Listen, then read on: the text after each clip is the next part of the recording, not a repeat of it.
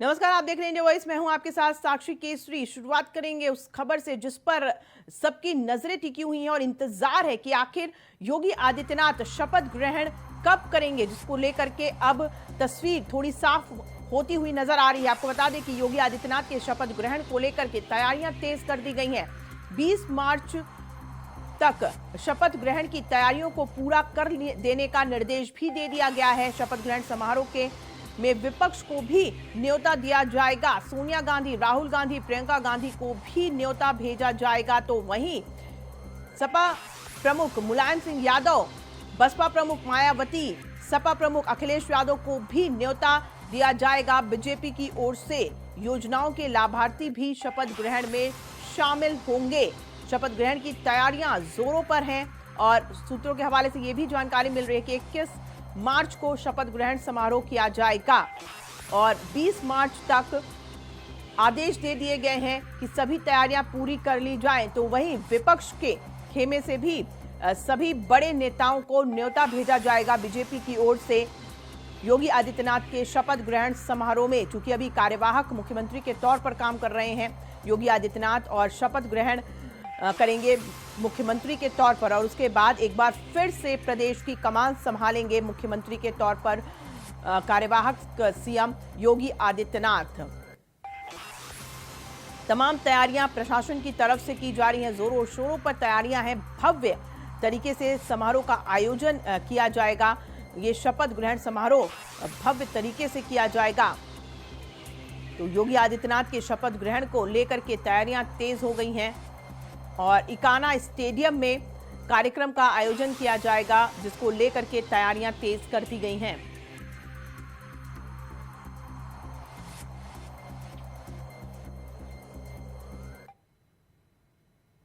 वहीं मुख्यमंत्री योगी आदित्यनाथ आज से 4 दिवसीय दौरे पर गोरखपुर जाएंगे। वो होलिका दहन, भगवान नृसिंह की शोभा यात्रा सहित अन्य कार्यक्रमों और रस्मों में शामिल होंगे। बताया जा रहा है कि आज शाम 4 बजे पांडे हाता चौराहे से होलिका दहन यात्रा निकाली जाएगी, जिसमें कार्यवाहक सीएम योगी आदित्यनाथ शामिल होंगे। श्रद्धालुओं के साथ फूलों से होली भी खेलेंगे।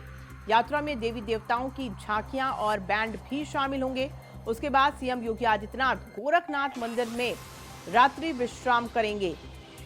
4 दिवसीय दौरे पर गोरखपुर के योगी आदित्यनाथ यहां पर होली के भव्य समारोह में शामिल होंगे।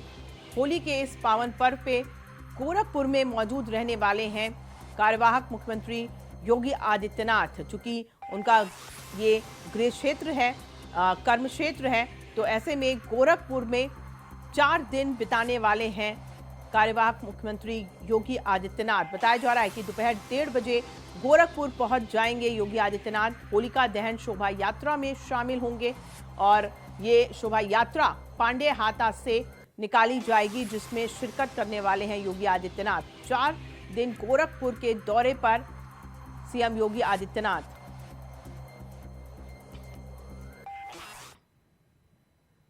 वहीं 5 राज्यों में मिली करारी हार की वजहों की समीक्षा करने के लिए सोनिया गांधी ने 5 नेताओं को नियुक्त किया है। उत्तर प्रदेश में जितेंद्र सिंह हार की समीक्षा करेंगे, तो वहीं उत्तराखंड में अविनाश पांडे ऑब्जर्वर बनाए गए हैं। गोवा में रजनी पटेल कांग्रेस ऑब्जर्वर बनी है, तो पंजाब में अजय माकन को कमान दिया गया है ऑब्जर्वर के तौर पर। तो वहीं मणिपुर में जयराम रमेश कांग्रेस की हार की समीक्षा करेंगे। 5 राज्यों में ऑब्जर्वर नियुक्त किए गए हैं। ये ऑब्जर्वर्स सर्वे करके पता करने की कोशिश करेंगे कि आखिर ये जो करारी शिकस्त मिली है कांग्रेस को, उसके पीछे की क्या वजह है। लोगों से रूबरू होंगे, बात करेंगे और जिस तरीके से 5 राज्यों में हार का सामना करना पड़ा है कांग्रेस को, अब कांग्रेस में मंथन का दौर जारी है। 5 राज्यों में ऑब्जर्वर नियुक्त किए गए हैं कांग्रेस की तरफ से और ये ऑब्जर्वर लोगों के बीच जाएंगे, उनसे बातचीत करेंगे, क्योंकि इसी साल और अन्य 5 राज्यों में विधानसभा चुनाव होने हैं और इसकी तैयारियां भी राजनीतिक पार्टियों ने करनी शुरू कर दी है। और जो अभी 5 राज्यों में विधानसभा चुनाव हुए, उत्तर प्रदेश, उत्तराखंड, पंजाब, गोवा, मणिपुर, यहां पर पार्टियों ने क्या क्या प्रदर्शन किया है, किस तरीके का प्रदर्शन रहा है, इस पर पार्टियां अलग अलग तरीके से अपने तरीके से समीक्षा कर रही हैं तो वहीं कांग्रेस की तरफ से, चूंकि कांग्रेस को इन 5 राज्यों में करारी हार मिली है, इसको देखते हुए अब मंथन तेज कर दिया गया है कांग्रेस की ओर से, ताकि आगे आने वाले राज्यों के विधानसभा चुनावों में ऐसा ही हाल ना हो। जिस तरीके से करारी हार झेलनी पड़ी है इन 5 राज्यों में, ऐसे ही ये स्थिति फिर ना हो, इसके लिए ऑब्जर्वर नियुक्त किए गए हैं। और इन 5 राज्यों में क्यों हार मिला, क्यों जनता ने कांग्रेस को नकार दिया, इसकी समीक्षा करेंगे ये ऑब्जर्वर्स। और उसके बाद एक रिपोर्ट तैयार करके हाईकमान को दिया जाएगा। सोनिया गांधी ने इसके लिए पहले ही निर्देश दे दिए। साथ ही उन्होंने 5 राज्यों के प्रदेश अध्यक्षों का इस्तीफा भी ले लिया है और अब वहीं पर इन 5 राज्यों में ऑब्जर्वर को भी नियुक्त किया है।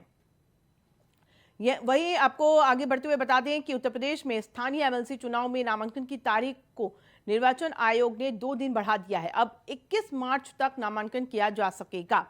नामांकन पत्रों की जांच और नाम वापसी की तारीख भी बदल दी गई है। चूंकि एमएलसी चुनाव के नामांकन के लिए 19 मार्च तक की ही आखिरी तारीख थी, लेकिन 2 दिन इस तारीख को और बढ़ा दिया गया है। यानी प्रत्याशी अब अपने नामांकन को भरने के लिए उन्हें और समय मिल गया है, 2 दिन का और अतिरिक्त समय है।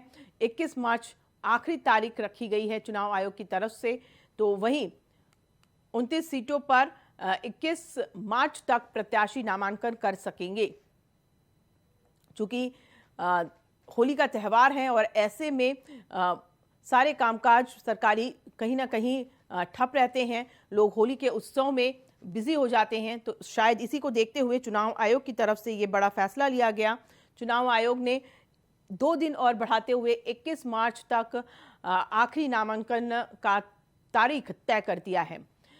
आगे बढ़ते हैं। 2022 विधानसभा चुनाव में मुजफ्फरपुर से कांग्रेस के बैनर तले चुनाव लड़ी थी प्रत्याशी यास्मीन राव ने अपने पति अरशद राणा समेत 4 लोगों पर बंधक बनाकर गैंगरेप करने का आरोप लगाते हुए कई गंभीर धाराओं में मुकदमा दर्ज कराया है। दरअसल पीड़ित कांग्रेस नेता का आरोप है कि 10 मार्च को मतगणना के दिन उनके पति अरशद राणा उन्हें मतगणना में अपने साथ लेकर नहीं गए, बल्कि पीड़िता को उनके पति ने एक मकान में बंधक बनाकर उनका गैंगरेप कराया।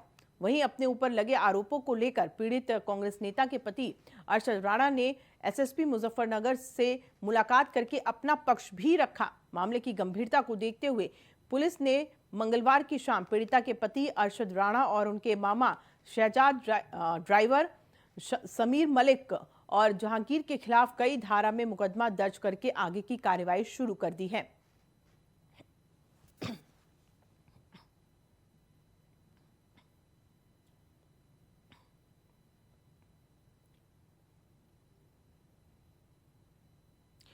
वहीं बड़ी खबर का रुख कर लेते हैं। आपको बता दें कि उत्तराखंड में नई सरकार को लेकर के सस्पेंस अभी भी बरकरार है। होली के बाद नई सरकार पर विचार विमर्श किया जाएगा। पुष्कर सिंह धामी अपने क्षेत्र में वापस लौट आए हैं। चूंकि दिल्ली दौरे पर थे, दिल्ली उन्हें बुलाया गया था और उसके बाद अब वो वापस अपने क्षेत्र में लौट आए हैं। और अब सूत्रों के हवाले से ये जानकारी मिल रही है कि होली के बाद सरकार गठन को लेकर के एक बार फिर विचार किया जाएगा। यानी अभी कुछ भी फाइनल नहीं हो पाया है और होली के बाद एक बार फिर से बैठक होगी, फिर से विचार विमर्श किया जाएगा कि उत्तराखंड का मुख्यमंत्री कौन होगा, मंत्रिमंडल में कौन कौन शामिल होगा। यानी सरकार का गठन करने को लेकर के अभी भी स्थिति साफ नहीं हो पाई है उत्तराखंड में। प्रदेश अध्यक्ष समेत कई विधायक जो कि दिल्ली बुलाए गए थे, दिल्ली में थे, आला कमान से उनकी मुलाकात हुई, चर्चा हुई, लेकिन अभी फिलहाल ये चर्चा अपने नतीजों तक नहीं पहुंच पाई है। और एक बार फिर होली के बाद बैठक होगी, विचार विमर्श होगा। और इस बीच पुष्कर सिंह धामी हो या प्रदेश अध्यक्ष समेत कई विधायक जो दिल्ली गए थे, वो अपने अपने क्षेत्रों में लौट चुके हैं, वापस आ चुके हैं। होली के इस पावन पर्व पर होली का त्यौहार मनाने के लिए वापस आ गए हैं। लेकिन सूत्रों के हवाले से ये जानकारी मिल रही है कि होली के बाद एक बार फिर से विचार विमर्श किया जाएगा। उत्तराखंड में सरकार गठन को लेकर के सस्पेंस बरकरार है और देखना होगा कि क्या होली के बाद जब बैठक होगी तो उसके बाद स्थितियां साफ हो पाएंगी। क्योंकि सबसे बड़ी चुनौती बीजेपी के पास मुख्यमंत्री पद को लेकर के ही कहीं ना कहीं नजर आ रही है। बम्पर जीत हासिल तो कर ली उत्तराखंड में बीजेपी ने, लेकिन बीजेपी के ही खेमे में मुख्यमंत्री पद के चेहरे को लेकर के कहीं ना कहीं चुनौतियां देखी जा रही हैं। कहीं ना कहीं बीजेपी इस पर विचार विमर्श अभी भी कर रही है, कुछ भी फाइनल नहीं हो पाया है। उधर उत्तराखंड में विधानसभा चुनाव में भले ही कांग्रेस का आंकड़ा 11 से बढ़कर 19 पर पहुंच गया हो, लेकिन चुनाव में मिली करारी हार की गांज प्रदेश अध्यक्ष गणेश गोदियाल को इस्तीफा देकर चुकानी पड़ी है। वहीं क्या अध्यक्ष के इस्तीफे से ही बात बन जाएगी? क्या होगा, देखिए इस रिपोर्ट में।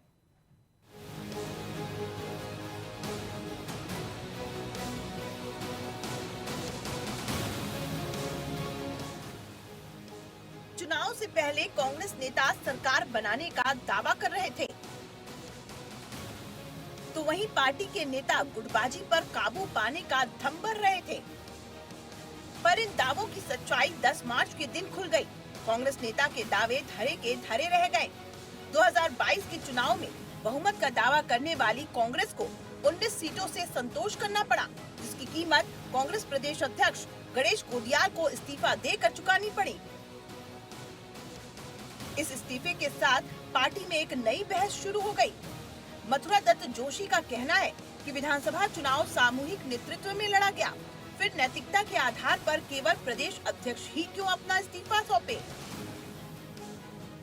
सभी जिम्मेदार पदों पर बैठे व्यक्तियों को भी हाईकमान को अपना इस्तीफा सौंपना चाहिए। निश्चित रूप से भाजपा में अंतर्कलह बहुत है। अगर सहमति होती तो धामी जी को अनाउंस कर देते। धामी जी को यहाँ उन्होंने अनाउंस किया था, प्रहलाद जोशी ने आप सबके सामने कहा होगा कि धामी जी मुख्यमंत्री बनेंगे। फिर ये सब ड्रामा क्यों हो रहा है? अगर उनको मुख्यमंत्री बनाना तो घोषित करें, नहीं बनाना है तो नए को घोषित करें। बोला आज 6 दिन हो गए हैं रिजल्ट आए हुए, आप 6 दिन में एक मुख्यमंत्री नहीं चुन पा रहे हैं, तो इसका मतलब साफ है कि भारतीय जनता पार्टी में जबरदस्त सिरपुटोबल है, अंतर्कलह है। हार के साथ कांग्रेस में आरोप प्रत्यारोप का दौर भी शुरू हो गया है। नेता एक दूसरे पर हार का ठीकरा फोड़ने में लगे हैं, जिससे कांग्रेस की अनुशासनहीनता सबके सामने आ गई है।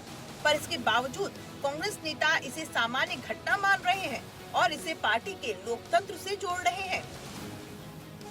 देखिए, मुझे लगता है जब भी हम दो बातें होती हैं, अगर हम जीतते हैं तो बधाइयों का तांता लगता है, और अगर हम हारते हैं तो क्योंकि कार्यकर्ता बड़ा हताश और निराश होता है, तो इसलिए वो अपने मन की बातों को रखता है। और कई बार मैंने कहा है, कांग्रेस पार्टी में इंटरनल डेमोक्रेसी है, और इंटरनल डेमोक्रेसी जब होती है तो हमें अभिव्यक्ति की आज़ादी होती है, शीर्ष नेतृत्व से लेकर के और छोटे से कार्यकर्ता को भी आला कमान तक अपनी बात पहुँचाने का अधिकार है। उसका माध्यम सोशल मीडिया। चुनाव परिणाम के बाद जहां बीजेपी और आम आदमी पार्टी रिजल्ट की समीक्षा में जुट गई है, तो वहीं कांग्रेस में समीक्षा की जगह आरोप प्रत्यारोप का दौर शुरू हो गया है। अगर पार्टी ने समय रहते अपनी इस कमी को दूर नहीं किया, तो इस बात की संभावना से इनकार नहीं किया जा सकता कि भविष्य में आम आदमी पार्टी पंजाब की तरह उत्तराखंड में कांग्रेस की जगह न बना ले। इंडिया वॉइस के लिए देहरादून से अभय कैंतूरा की रिपोर्ट।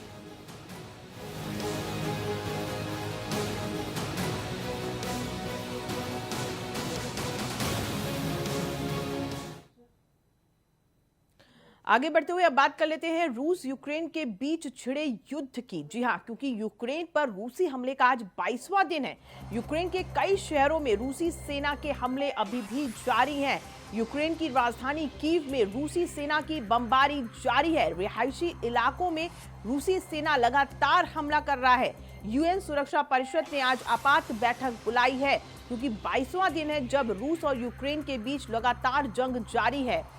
यूक्रेन संकट पर यूएनएससी ने आपात बैठक बुलाई है। ये बड़ी खबर आपको बता रहे हैं। रूस यूक्रेन के बीच युद्ध को लेकर अमेरिका का दावा है कि युद्ध में रूस के करीब 7,000 सैनिक मारे गए हैं। ये अमेरिका की तरफ से दावा किया जा रहा है। युद्ध में रूस के 14,000 से अधिक सैनिक घायल भी हुए हैं। ये अमेरिका की तरफ से दावा किया जा रहा है, लेकिन रूस अभी भी इन दावों को मानने के लिए तैयार नहीं है। उसका कहना है कि वो यूक्रेन पर लगातार हमले कर रहा है और यूक्रेन को क्षति पहुंच रही है। तो वहीं यूक्रेन भी ये दावा कर रहा है कि रूस के सैनिकों को मारा गया है, हजारों सैनिक मारे गए हैं रूस के। अब जो स्थितियां बन गई हैं, परिस्थितियां बन गई हैं, जो दूसरे देश भी चिंतित नजर आ रहे हैं, इसको देखते हुए यूएनएससी ने आपात बैठक बुलाई है। अब इस आपात बैठक में क्या कोई बीच का रास्ता निकल पाता है? क्या रूस और यूक्रेन के बीच जो विवाद है उसे वो थमता हुआ नजर आएगा? ये बड़ा सवाल बना हुआ है, क्योंकि रूस और यूक्रेन के बीच तो 3 बार बैठक हो चुकी, बातचीत हो चुकी, लेकिन कोई नतीजा सामने नहीं आया। आज 22वां दिन है जब रूस लगातार यूक्रेन पर हमले कर रहा है। चलिए खबरों में आगे बढ़ते हैं। बुली महतो के सोनाहातू स्थित पैतृक गांव कोड़ाडीह में स्मृति निर्माण के भूमि पूजन समारोह में सुदेश कुमार महतो शामिल हुए। उन्होंने कहा कि ये वक्त स्वतंत्रता संग्राम के लिए मर मिटने वाले उन शहीदों को याद करने का है जिन्होंने आजादी के लिए अपना सर्वस्व अर्पित कर दिया है। हमें इतिहास को फिर से लिखने की जरूरत है। इसके लिए माटी से जुड़े युवाओं को आगे आना होगा। वर्तमान पीढ़ी और आने वाली पीढ़ियां हमारे वीर शहीदों के त्याग, समर्पण, बलिदान और उनके इतिहास को जाने। हमें ये सुनिश्चित करना होगा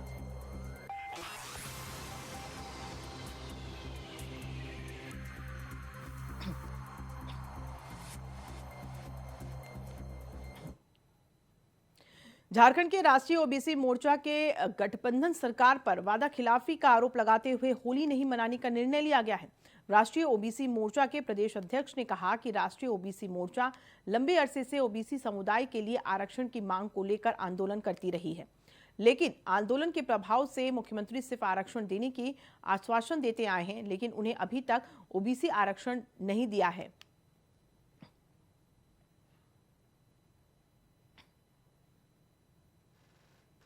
झारखंड सरकार के वादा खिलाफी के कारण राष्ट्रीय ओबीसी मोर्चा होली नहीं मनाने का निर्णय लिया है। सरकार एक तरफ ओबीसी का सरकारी सेवा में आरक्षण देने का सिर्फ आश्वासन दे रही है और आरक्षण नहीं दी है, दूसरी तरफ ओबीसी समुदाय का पंचायत चुनाव में भी आरक्षण नहीं दे रही है, और तीसरे तरफ अनुसूचित जाति जनजाति को प्रोन्नति में आरक्षण का बिल लाई है, उसमें ओबीसी का कहीं कुछ नहीं है, उससे उसका नुकसान होने वाला है। ऐसी परिस्थिति में राष्ट्रीय ओबीसी मोर्चा सरकार के वादा खिलाफी के खिलाफ होली नहीं मनाने का निर्णय लिया है और उस होली के दिन हम लोग राज्य स्तरीय आंदोलन करने का संकल्प लें। बोकारो के विधायक बिरंची नारायण ने आज होली मिलन समारोह का आयोजन किया हुआ है। इसमें धनबाद के विधायक राज सिन्हा और बुलडोजर बाबा अपने निराले अंदाज में पहुंचे थे।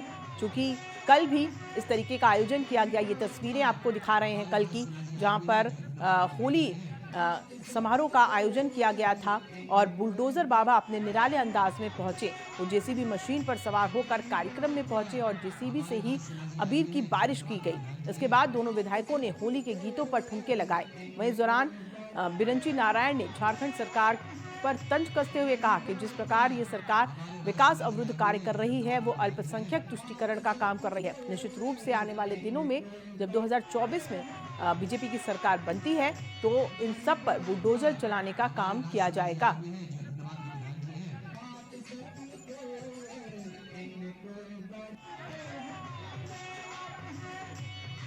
हम सब लोग पूरे बोकारो विधानसभा क्षेत्र में हमारे सभी अभिभावक, हमारे शुभचिंतक, पार्टी के नेता कार्यकर्ता सब होली मिलन समारोह में भाग ले रहे हैं। 2 साल कोविड के चलते हम सब घरों में छिप कर थे, परेशान थे।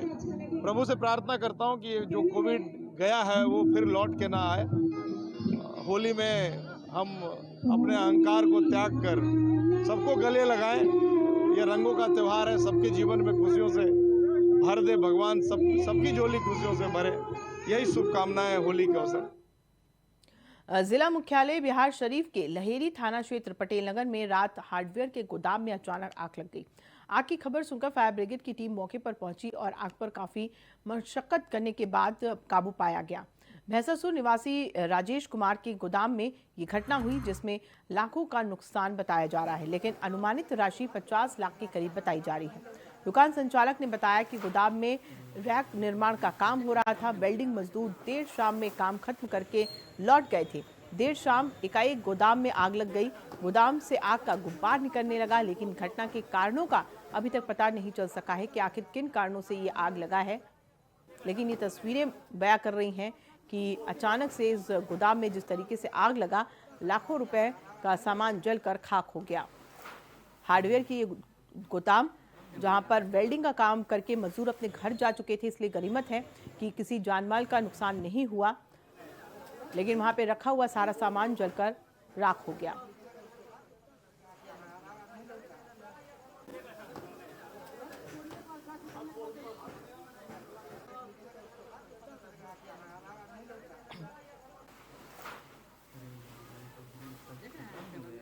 नालंदा से ये तस्वीर आप देख रहे हैं, हार्डवेयर की ये दुकान जहां पर अचानक से ये भीषण आग लग गई। हालांकि अभी पुलिस जांच रही है कि आखिर आग यहां पर लगी तो लगी कैसे, लेकिन फिलहाल ये राहत की बात है कि इसमें किसी की जान नहीं गई, लेकिन लाखों का सामान जलकर खाक हो गया। और इसी के साथ फिलहाल इस बुलेटिन में इतना ही। मुझे दीजिए इजाजत और आप देखते रहिए इंडिया वॉइस। नमस्कार।